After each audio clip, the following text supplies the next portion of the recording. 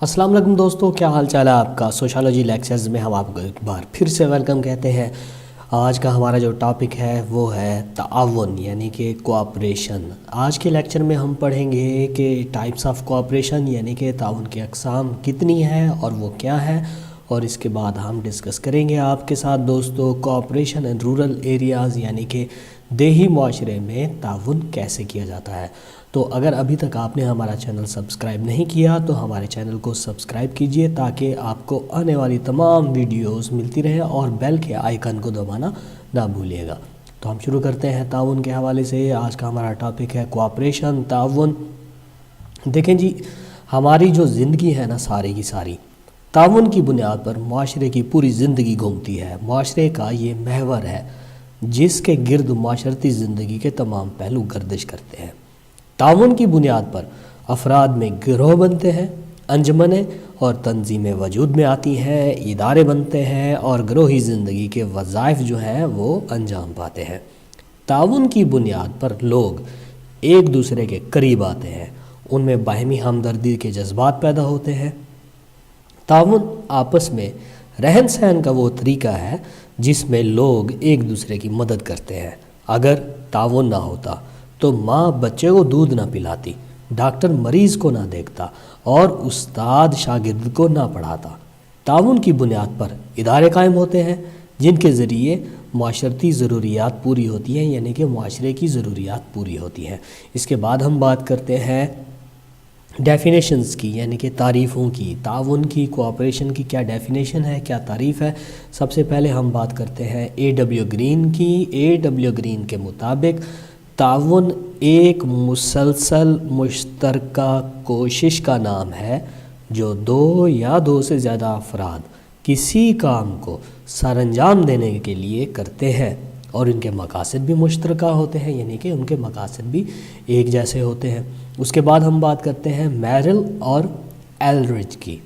میرل اور ایلرج کیا کہتے ہیں؟ وہ کہتے ہیں کہ جو تعاون ہے وہ معاشرتی تفاعل کی اس حالت کا نام ہے جہاں دو یا دو سے زیادہ افراد کسی ایک مشترک مقصد کے حصول کے لیے اکٹھے کام کرتے ہیں، یعنی کہ ان کو ایک مقصد کو حاصل کرنے کے لیے اکٹھے مل کر کام کرنا پڑتا ہے۔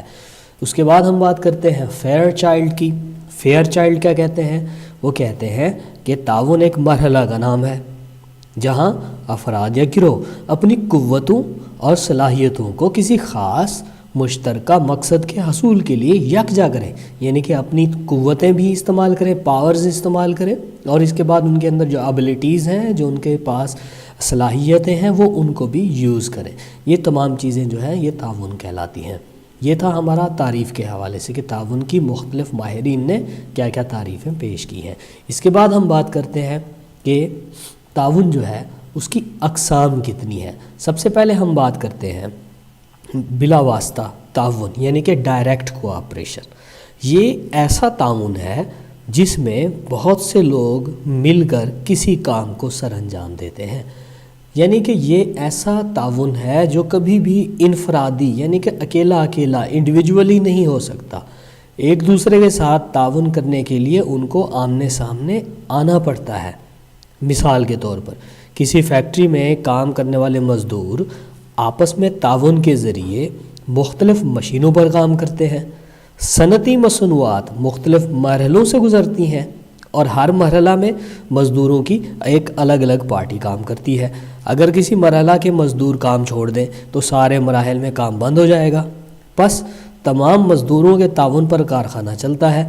اسی طرح جو بس ڈرائیور ہے وہ کنڈکٹر اور مسافر، دکاندار اور گاہک، استاد اور شاگرد، ڈاکٹر اور مریض، مالک اور نوکر، سب بلا واسطہ یعنی کہ ڈائریکٹ کوآپریشن یعنی کہ بلا واسطہ تعاون کا اظہار کرتے ہیں۔ اسے ہم براہ راست تعاون بھی کہتے ہیں۔ دوسرے نمبر پر ہے ہمارے پاس بالواسطہ تعاون، انڈائریکٹ کوآپریشن۔ اس طرح کے تعاون میں آمنے سامنے موجود ہونا ضروری نہیں ہے، جس طرح ہمارے جو پہلے نمبر والے بلا واسطہ یعنی کہ ڈائریکٹ کوآپریشن میں تھا کہ اگر کسی کے ساتھ تعاون کرنا ہے تو اس کے آمنے سامنے ہونا ضروری ہے، لیکن بالواسطہ تعاون میں انڈائریکٹ کوآپریشن میں اس طرح کی کوئی بات نہیں ہوتی، تعاون ہو جاتا ہے، لیکن اس کے لیے ضروری نہیں ہے کہ آمنے سامنے تعاون کرنے والے لوگ ان کو آنا پڑے۔ یہ تعاون کی وہ قسم ہے جس میں براہ راست تعاون نہیں پایا جاتا۔ افراد ایک دوسرے کے ساتھ تعاون تو کرتے ہیں لیکن آمنے سامنے نہیں ہوتے وہ۔ مثلا بہت سے مزدور کارخانہ کے مالک سے اپنے مطالبات منوانے کے لیے ہڑتال کرتے ہیں، اور ان کی ہڑتال ان میں ایک دوسرے کے تعاون سے کامیاب ہوتی ہے۔ یہ تعاون ان میں ایک دوسرے کے باہمی مفاد کی خاطر ہوتا ہے، کیونکہ ان مطالبات کا فائدہ کارخانے کے سارے مزدوروں کو یکساں نہیں ہوتا، کسی کو زیادہ فائدہ پہنچتا ہے، کسی کو کم، اور کسی کو بالکل ہی نہیں پہنچتا۔ اس طرح کالجوں کی لیکچرار ایسوسی ایشن اپنے مطالبات منوانے کے لیے ہڑتال کا نوٹس دیتی ہے۔ ان مطالبات کے تسلیم ہونے پر تمام لوگوں کو یکساں فائدہ نہیں پہنچتا، لیکن ہڑتال کو کامیاب بنانے کے لیے وہ ایک دوسرے سے تعاون ضرور کرتے ہیں۔ اسی طرح کالج کے طلباء چھٹی کے لیے کلاسوں کا بائیکاٹ کر دیتے ہیں۔ ان مطالبات سے سب کا فائدہ نہیں ہوتا، لیکن وہ مطالبات منوانے میں ایک دوسرے کے ساتھ گہرا تعاون کر رہے ہوتے ہیں۔ اس طرح کا جو تعاون ہے وہ بالواسطہ تعاون کہلاتا ہے۔ اس کے بعد ہم بات کرتے ہیں انادانہ تعاون کی، اینٹیگونسٹک کوآپریشن۔ اپنے مفاد کی خاطر کچھ افراد کو ساتھ ملا لینا، دوسرے افراد یا گروہ کا نقصان کر لینا۔ یعنی کہ اس کی ہم آپ کو مثال دیں گے کہ بعض اوقات کچھ افراد آپس میں مل کر اپنے ذاتی مفاد کی خاطر ایسا تعاون کرتے ہیں جس سے دوسرے تمام افراد کو نقصان پہنچتا ہے۔ مثلاً ملوں کے مالکان آپس میں تعاون کے ذریعے اپنے کارخانوں کی مصنوعات روک لیں اور فروخت کے لیے منڈیوں میں کچھ عرصہ کے لیے نہ آنے دیں، تو اسی طرح مال کی مصنوعی قلت پیدا ہو جاتی ہے اور مہنگائی پیدا ہو جائے گی۔ پھر بھاؤ چڑھنے پر وہ اپنی مصنوعات کو فروخت کے لیے نکال دیتے ہیں۔ کارخانہ داروں کا ایسا باہمی تعاون انادانہ تعاون ہے جو پورے معاشرے کے مفاد کے خلاف ہے، یعنی کہ ان کا تو فائدہ ہو جاتا ہے لیکن بہت سارے افراد کا نقصان ہو جاتا ہے۔ اس کے بعد ہم بات کرتے ہیں رسمی و غیر رسمی تعاون، یعنی کہ فارمل اینڈ انفارمل کوآپریشن۔ رسمی تعاون میں یہ بات سمجھ لیں کہ رسمی تعاون میں اصول و ضوابط ہوتے ہیں، جبکہ غیر رسمی تعاون میں کوئی اصول و ضوابط نہیں ہوتے۔ یعنی کہ تعاون رسمی بھی ہوتا ہے اور غیر رسمی بھی۔ رسمی تعاون وہ ہے جس میں کوئی اصول یا قانون پایا جائے، کسی طے شدہ اصول کے مطابق لوگ آپس میں تعاون کریں اور یہ تعاون ایک خاص مدت کے لیے ہو اور جب چاہیں اس تعاون کو ختم کر دیں۔ نیز اس تعاون میں شرکت کرنے والے افراد مخصوص ہوتے ہیں۔ مثلاً کالجوں کے لیکچرار آپس میں رسمی تعاون کے ذریعے انجمنیں بناتے ہیں اور اپنے حقوق کے تحفظ کے لیے قرارداد پاس کرتے ہیں۔ ان کا یہ تعاون جو آپس میں قائم ہوتا ہے وہ رسمی ہے، کیونکہ وہ سب لیکچرار انجمن کے رکن ہیں اور اس کے باقاعدہ ممبر ہیں۔ اس کے بعد ہم بات کریں اگر غیر رسمی تعاون کی، وہ ایسا تعاون ہوتا ہے جو کسی قانون یا اصول کے مطابق عمل میں نہیں آتا، بلکہ یہ اتفاقی تعاون ہوتا ہے جو کسی بھی ہنگامی ضرورت کے تحت وجود میں آتا ہے اور پھر ختم ہو جاتا ہے۔ اس میں کوئی بھی فرد شرکت کر سکتا ہے، اس میں کسی خاص فرد کی شرکت یا رکنیت ضروری نہیں۔ آپ کو ہم ایک مثال دیتے ہیں کہ کسی مکان میں آگ لگ گئی تو جو افراد بھی وہاں موجود ہوں وہ آگ بجھانے والوں کی مدد کرتے ہیں۔ اس طرح کسی بوڑھے مسافر کو بس سے اترنے میں مدد دینا، یہ جو مثالیں ہیں یہ غیر رسمی تعاون کی مثالیں ہیں۔ کسی حادثہ کی صورت میں زخمی یا مرحومین کی مدد کرنا بھی یہی تعاون کہلائے گا، یعنی کہ غیر رسمی تعاون کہلائے گا۔ اس طرح کے تعاون میں کوئی اصول و ضوابط نہیں ہے، آپ اس میں تعاون میں شریک ہو بھی سکتے ہیں اور تعاون میں شریک نہیں بھی ہو سکتے۔ یہ تھی تعاون کی اقسام، ٹائپس آف کوآپریشن۔ اس کے بعد ہم بات کرتے ہیں اس کے دیہی معاشرے میں تعاون کی اگزامپلس ہم آپ کو دیں گے۔ گاؤں جو ہوتا ہے نا، گاؤں میں تعاون کی بہت ساری مثالیں پائی جاتی ہیں۔ تعاون کی بنا پر ہی گاؤں کے لوگ اپنی ضروریات زندگی پورا کرتے ہیں۔ زمیندار دوسرے لوگوں کے لیے اشیاء خوردنی پیدا کرتا ہے۔ زمیندار یعنی کہ وہ بندہ جو زمینیں جس کی ملکیت میں ہیں، دوسرے لوگ اس کی خدمت اس طرح کرتے ہیں کہ نائی بال کاٹ دیتا ہے، دھوبی اس کے کپڑے دھوتا ہے، ترخان اس کے زرعی آلات بناتا ہے، موچی اس کے جوتے بناتا ہے اور مرمت کرتا ہے، اور سکول ماسٹر اس کے بچوں کو تعلیم دیتا ہے۔ اب اس حوالے سے ہم آپ کو دیہی علاقوں میں، دیہی معاشرے میں تعاون کی مثالیں پیش کر سکتے ہیں۔ ہمارے پاس نمبر 1 پر ہے، وہ ہے روزمرہ ضروریات کی اشیاء۔ پڑوسی ایک دوسرے سے باہمی ضرورت کی چیزیں لیتے اور دیتے رہتے ہیں۔ پریشانی، بیماری اور غربت میں ایک دوسرے کے کام آتے ہیں۔ کسی کے گھر نمک ختم ہو جاتا ہے، مرچ ختم ہو جاتی ہے یا گھی ختم ہو جاتا ہے، تو وہ ساتھ والے گھر سے منگوا لیتے ہیں کہ بھی جب ہمارے پاس آئے گا ہم آپ کو واپس کر دیں گے۔ اس کے بعد اگر ہم بات کریں شادی بیاہ میں تعاون کی، شادی بیاہ میں رشتہ دار اور پڑوسی شرکت کر کے تقریب کو کامیاب بناتے ہیں، مالی اور جسمانی خدمات پیش کرتے ہیں۔